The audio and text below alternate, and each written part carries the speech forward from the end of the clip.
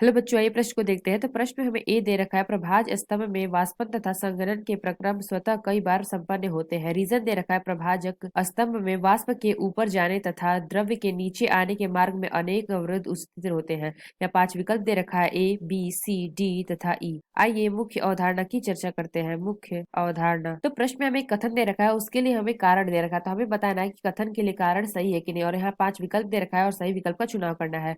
तो प्रश्न में क्या दे रखा है, प्रभाजक स्तंभ में वाष्पन तथा संघनन के प्रक्रम स्वतः कई बार संपन्न होते हैं। तो ये जो कथन दे रखा है ये हमारा क्या है, सही है, ट्रू है। तो वाष्पन, वाष्पन क्या होता है, द्रव्य यानी कि जल के गर्म होकर वाष्प में बदलने की जो क्रिया होती है वो वाष्पन कहलाती है। तो यानी कि जो वाष्पन होता है वो हमारा क्या होता है, जल जल से किसमें बदल होता है, गर्म होकर बदल जाता है वाष्प में। तो ये जो हमारी क्रिया होती है हमारी क्या कहलाती है, वाष्पन कहलाती है। और इसमें क्या दे रखा है, संघनन। तो संघनन में क्या होता है, जो हमारा गैस होता है यानी कि जल वाष्प, जो हमारा वाष्प होता है गैस, जो कि क्या होता है, जल वाष्प भी हो सकते हैं, जो ठंडा होकर द्रव्य में बदलते हैं। जो हमारा गैस है ये क्या हो, द्रव्य में बदल जाता है, द्रव्य। तो द्रव्य में बदलने की जो क्रिया होती है वो क्या कहलाती है, संघनन कराती है। तो प्रभाजक स्तंभ में क्या होता है, वाष्प तथा संघनन के प्रक्रम स्वतः कई बार संपन्न होते हैं। तो हम कह सकते हैं जो दिया गया कथन है ये सही है। इसके लिए कारण क्या दे रखा है, प्रभाजक स्तंभ में वाष्प के ऊपर जाने तथा द्रव्य के नीचे आने के मार्ग में अनेक अवरोध स्थित होते हैं।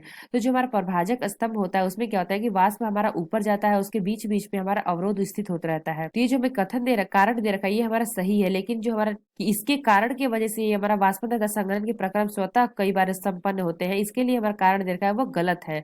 यानी कि क्या होगा, जो हमारा पहला और दूसरा दे रखा है ये सही तो है, लेकिन इसके लिए कारण जो है वो क्या है, फॉल्स है, यानी कि गलत है। क्योंकि प्रभाजक स्तंभ में वाष्पन के ऊपर जाने के और द्रव्य के नीचे आने के मार्ग में कई अवरोध स्थित रहते हैं। इसके कारण से जो हमारी प्रभाजक स्तंभ में वाष्पन तथा संघनन की प्रक्रिया स्वतः नहीं होती है कई बार। तो जो कह सकते हैं कौन सा विकल्प सही होगा, पहला क्या दे रखा है, both A and R are true and R is the correct explanation of A.